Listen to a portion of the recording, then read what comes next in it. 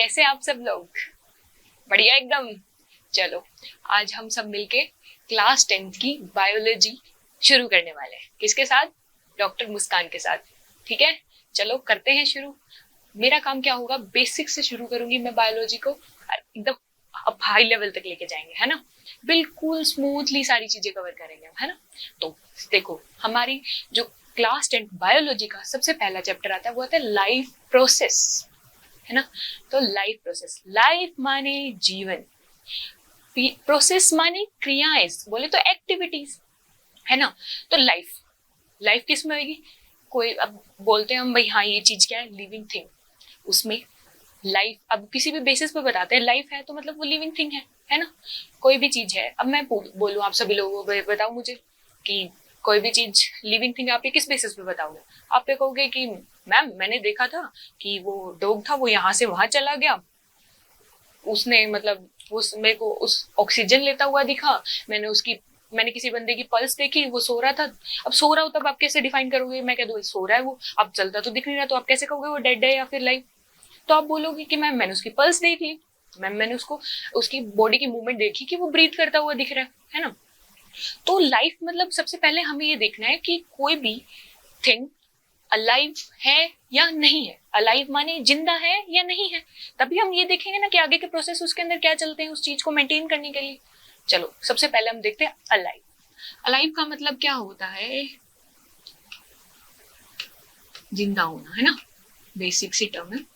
तो इसे अलाइव होने के कैरेक्टरिस्टिक्स क्या है, किन बेसिस पे हम बता सकते हैं कि भाई हाँ ये जो भी इंसान है ये अलाइव है, ये इंसान है ये डेड है।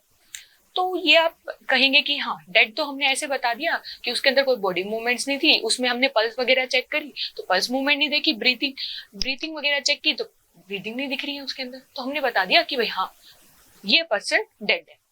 अब मैं कह देती हूँ कि चलो ठीक है, आपकी बात मान ली मैंने, तो अब प्लांट्स को क्या कहोगे? क्या प्लांट्स भी अलाइव है? मतलब प्लांट्स भी जीवित है? कोई बता सकता है? बोलोगे यस मैम प्लांट्स भी जीवित है, क्योंकि वो ग्रीन है ना, वो हल्की सी मूवमेंट भी शो करते हैं। माना वो लोकोमोशन शो नहीं करते लेकिन मूवमेंट शो करते हैं। अब आप ये बोलेंगे मैम आपने तो कंफ्यूज कर दिया, ये लोकोमोशन क्या है और मूवमेंट क्या है ना। तो चलो कोई नहीं, इसे भी अब हम सोल्व करते हैं। सबसे पहले हम देखते हैं अलाइव के कैरेक्टरिस्टिक्स क्या होते हैं। जो बेसिक हमारा एनसीईआरटी का क्वेश्चन है कि which are the characteristics on which you define whether a thing is alive और नॉट, है ना। सबसे पहले वही देखते हैं, चलो शुरू करते हैं। तो अलाइव आप देखोगे भाई हाँ ये चीज अलाइव है तो किस बेसिस पे? सबसे पहली चीज आप उसके अंदर देखोगे ग्रोथ। आप देखोगे कि पौधा कुछ दिनों बाद लंबा हो गया, तो इसका मतलब वो अलाइव है। दूसरा आप क्या बोल सकते हैं? मूवमेंट। अब मैंने आपको एक टर्म में कंफ्यूज कर दिया था, पता हो तो आप में से किसी को पता है तो बताएं जरा, क्या है मूवमेंट और क्या है लोकोमोशन?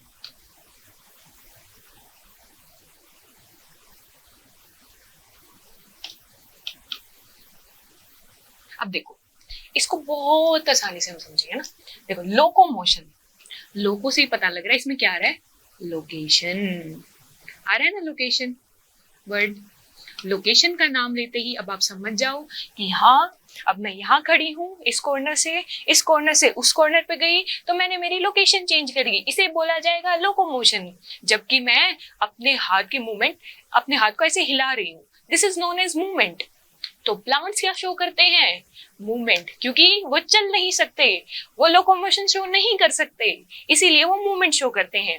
इसीलिए हम इस कैरेक्टरिस्टिक को दोनों चीजों में लिखते हैं कि या तो वो मूवमेंट शो करेंगे या लोकोमोशन। ठीक है, नेक्स्ट, या वो क्या करेंगे? देखो अब बेसिक नीड, उन्हें क्या चाहिए? नीड एयर, एयर तो चाहिए ही होगी जीवित रहने के लिए। एयर बोलोगे, फूड बोलोगे, अब हर ऑर्गेनिज्म का फूड लेने का तरीका तो अलग होता है, वो हम आगे फर्दर डिफाइन करेंगे। आज मैं बेसिक चीजें बताने वाली हूँ आपको, है ना। बिल्कुल बेसिक से क्लियर करते हुए चलेंगे ना तो समझ आएगा, मजा आएगा। चलो नेक्स्ट, तो ग्रोथ दिखा दी, मूवमेंट दिखा दी, उसे क्या चाहिए, एयर या फूड चाहिए अपनी लिविंग को मेंटेन करने के लिए। नेक्स्ट वो क्या करेगा, रेस्पायर करेगा। आप खुद को ही लेके चल लो ना, आप अपने आप को लिविंग बीइंग कैसे बता रहे हैं कि आप रेस्पिरेशन हो रही है आपके अंदर, अब देखो रेस्पायर करेगा। फिफ्थ क्या आ जाएगा, ब्रीदिंग। फिफ्थ रेस्पायर नहीं हो गया, ब्रीदिंग तो कब है, ऐसे कैसे बोल रहे हैं आप, एक्सक्रीशन। सीधी सी बात है, हम खाना ले रहे हैं, हमने रेस्पायर भी कर लिया, तोड़ भी लिया, बाद में एक्सक्रीट भी करेंगे, है ना, वेस्ट प्रोडक्ट को एक्सक्रीट करेंगे, बोले तो एक्सक्रीशन, है ना, ये सब चीजें देखने को मिलेगी। लास्ट बट नॉट लीस्ट, ठीक है। तो अब देखो सीधी सी बात है, कोई ऑर्गेनिज्म है ना, वो अपने जैसे न्यू यंग वंस भी बनाएगा, है ना, बिल्कुल सीधी सी बात है। तो एक लास्ट पॉइंट हमारा क्या बचा, टू रिप्रोड्यूस, कि वो रिप्रोड्यूस भी करेंगे अपने जैसे, टू रिप्रोड्यूस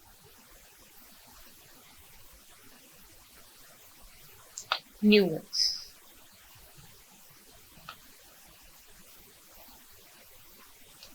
ठीक है, अपने जैसे नए बनाएंगे। Then, चलो ये हमने बता दिया।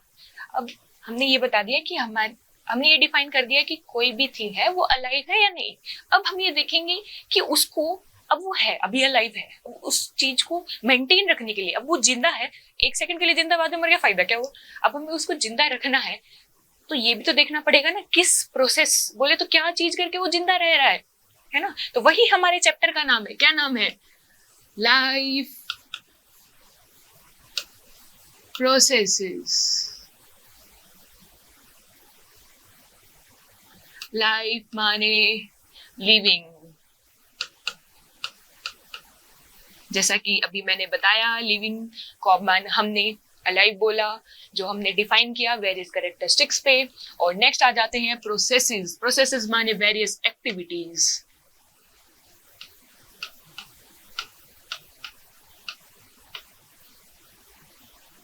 ठीक है, तो इसमें आएगी हमारे पास बहुत सारी एक्टिविटीज। अब देखते हैं कि ऐसी कौन सी एक्टिविटीज है। तो देखो सबसे पहले इसको डिफाइन करते हैं, लाइफ प्रोसेसेस। जैसे हमें बता रहे हैं, वर्ड ही बता रहे हैं, अब बिल्कुल इजी लेके चलोगे, वर्ड ही बता रहे हैं हमें। लाइफ माने लिविंग, प्रोसेस माने एक्टिविटीज। तो those activities which were performed by an organism to live, to sustain life, है ना। बिल्कुल आसान सी बात है कि ऐसी क्रियाएं या फिर ऐसे प्रोसेसेस जो कोई भी ऑर्गेनिज्म कर रहा है अपने आप को जीवित रखने के लिए, those processes or activities performed by an organism to sustain life, life को मेंटेन रखने के लिए। हो गया क्लियर डेफिनेशन। अब वैसे कौन कौन से प्रोसेसेस हैं, आप पढ़ेंगे ऐसे प्रोसेस को 4 डेफिनेशंस के अंदर। पहली आएगी हमारे पास न्यूट्रिशन। न्यूट्रिशन का मतलब क्या होता है मैम, अब आप ये पूछेंगे, तो बता सकता है, नाम से पता लग रहा है, सबसे बेसिक से वर्ड न्यूट्रिशन, न्यूट्रिएंट मान ले, बाहर से हम कोई भी मिनरल्स ले रहे हैं, कोई भी विटामिन ले रहे हैं, कोई भी कार्बोहाइड्रेट, फैट, अमीनो एसिड, कुछ भी हो, जो भी हम बाहर एनर्जी की फॉर्म है, हम उसे अंदर ले रहे हैं, है ना। Just intake of external form of energy to internal form, फिर बाद में उसको छोटे मॉलिक्यूल्स में तोड़ देना ताकि हमारी बॉडी एब्जॉर्ब कर पाए। तो अब सीधी सी बात है, मैंने लिया और वो ऐसे ही निकल गया, फायदा क्या वो उसका लेने का। अब मेरे को मेरी लाइफ मेंटेन रखनी है, तो सबसे बड़ी बात है, पर रोज खाना क्यों खाते हैं, सभी को पता है। बोले मैम मैं कह दूं अब आपको इतने साल हो गए खाना खाते हुए, अब से आप व्रत रखना शुरू कर दो, क्यों बिना मतलब घर के पैसे लगा रहे हो घर वालों के, है ना। तो आप बोलोगे नहीं मैम ऐसे तो मैं चक्कर खा के गिर जाऊंगा, मैं तो मर जाऊंगा बाद में। तो वही ये आपने खुद ने बता दिया कि भाई हाँ, आप लोगों को चाहिए खाना जीवन को शुरू रखने के लिए, कंटिन्यू रखने के लिए, है ना। तो इसीलिए न्यूट्रिशन वही वर्ड है कि जस्ट जो बाहर फॉर्म ऑफ एनर्जी है उसको बॉडी के अंदर इंजेस्ट करके सोल्यूबल फॉर्म में कन्वर्ट करना इज नोन एज न्यूट्रिशन। ठीक है, आज मैं जस्ट आपको बेसिक्स क्लियर करने आई हूँ। वो कहते हैं ना नींव डालने, है ना, नींव डालेगी तभी तो ऊपर मकान अच्छा बनेगा, तो वही है, हम अपनी बायो को एकदम बेस्ट बनाएंगे, इजी बनाएंगे, है ना। नेक्स्ट, तो न्यूट्रिशन आप लोग समझ चुके हैं। अब ये न्यूट्रिशन भी अलग अलग ऑर्गेनिज्म में अलग अलग होता है, तो मैं अभी आपको आने वाले लेक्चर्स में बताऊंगी, जैसे कि फोटोसिंथेसिस वगैरह आप पढ़ेंगे, जिसमें कुछ एक ऑर्गेनिज्म ऐसे होता है जो खुद का खाना खुद बनाते हैं, हम जैसे ढीठ इंसान होते हैं जो दूसरों पर डिपेंड होते हैं, है ना, खाने के लिए। चलो आगे समझेंगे इसे। नेक्स्ट, न्यूट्रिशन के बाद आता है रेस्पिरेशन। क्या आएगा? रेस्पिरेशन,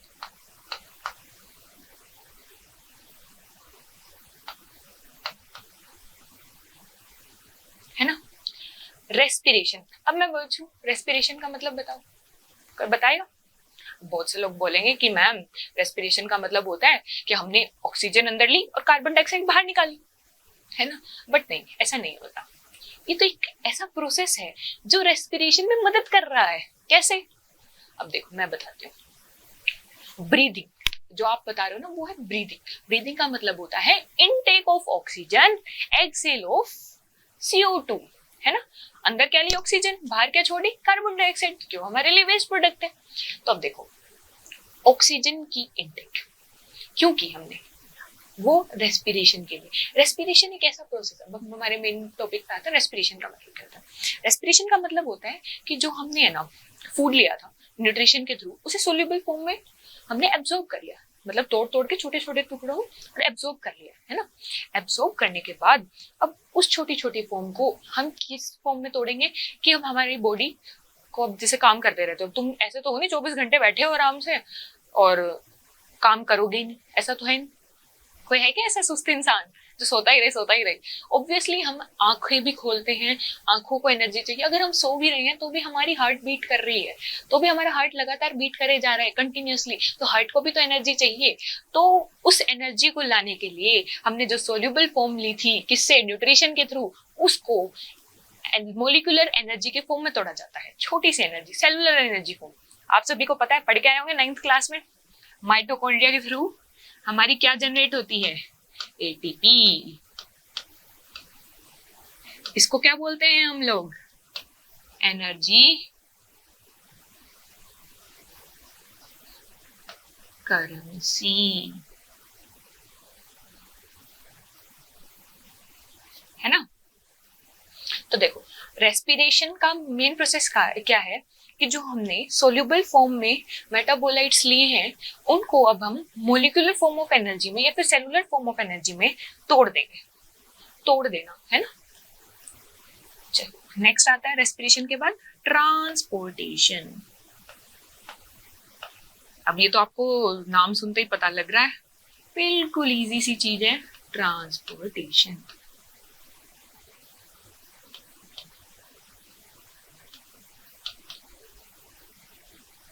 देखो, ट्रांसपोर्टेशन का मतलब आप समझ रहे हो, ट्रांसपोर्ट करना। कोई भी चीजें यहाँ से वहां ट्रांसफर करी जाती है, ट्रांसपोर्ट करी जाती है, नॉर्मल, है ना।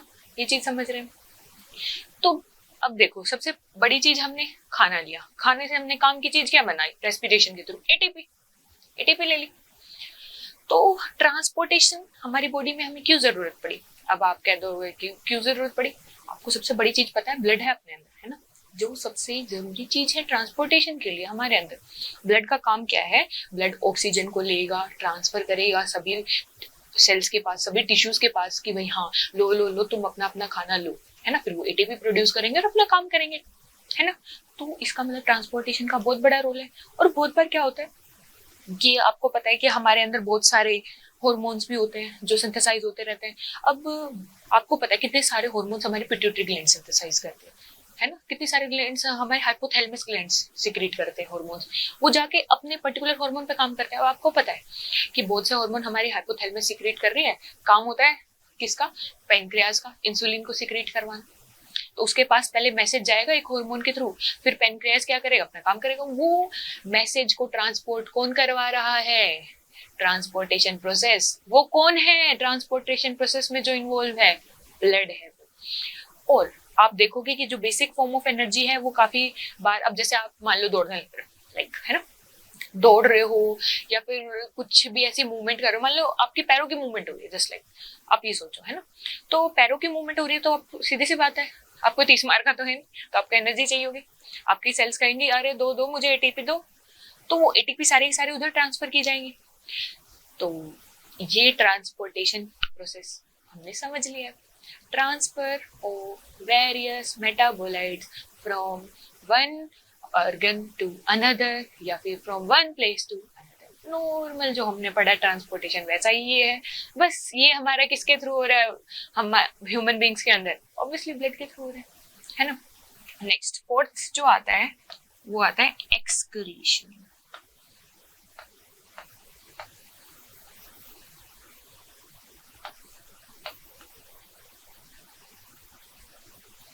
अब बहुत से बच्चे मुझे बोलेंगे मैम एक्सक्रीशन होता है, एक वर्ड इजेशन होता है, सेम सेम। मैं तो कंफ्यूज हो जाता हूँ मैम, जब बताओ क्या होगा। पहले आप में से किसी को आता है तो बताएं मुझे क्या होगा, पता है किसी को? अरे कोई नहीं, मैं हूं ना, करेंगे सॉल्व। तो देखो, एक एक्सक्रीशन होता है और एक वर्ड होता है इजेशन। इजेशन को हम दूसरा नाम देते हैं डीफिकेशन। क्या बोलते हैं? डीफिकेशन,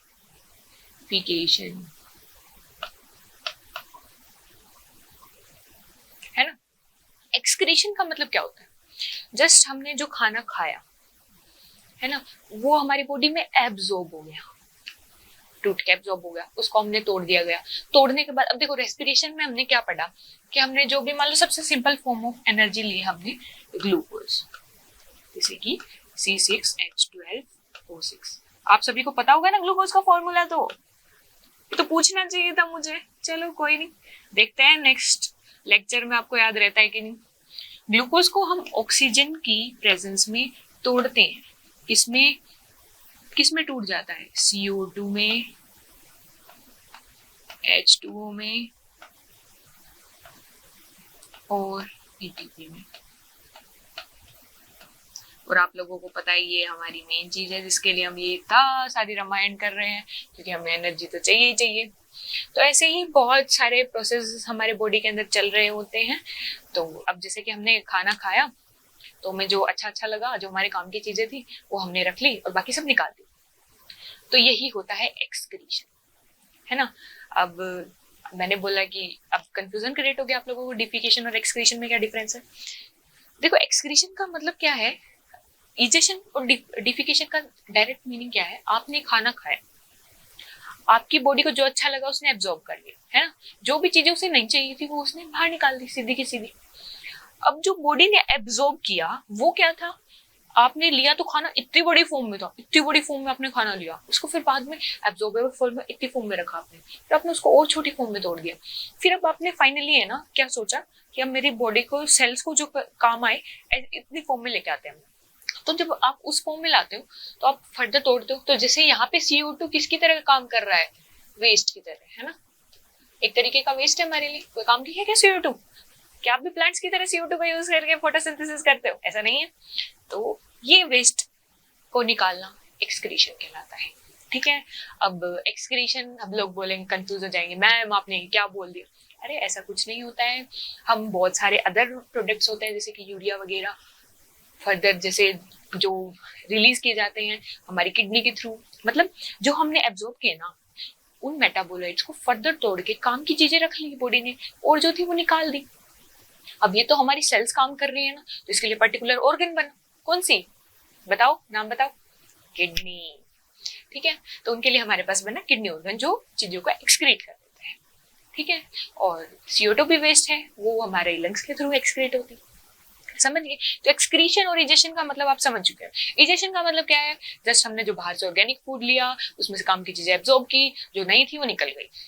अब एक्सक्रीशन का मतलब क्या है? एक्सक्रीशन का मतलब है कि जो हमने एब्जॉर्ब किया है उसमें से उसको हम तोड़ के जो उसमें से वेस्ट निकलता है उसे निकालते हैं, उसे एक्सक्रीशन बोला जाता है। बोले तो काम की चीजें ले ली, फालतू निकाल दी, है ना, ठीक है। तो ये हो गया हमारा बेसिक लाइफ प्रोसेसेस के 4 प्रोसेसेस, है ना।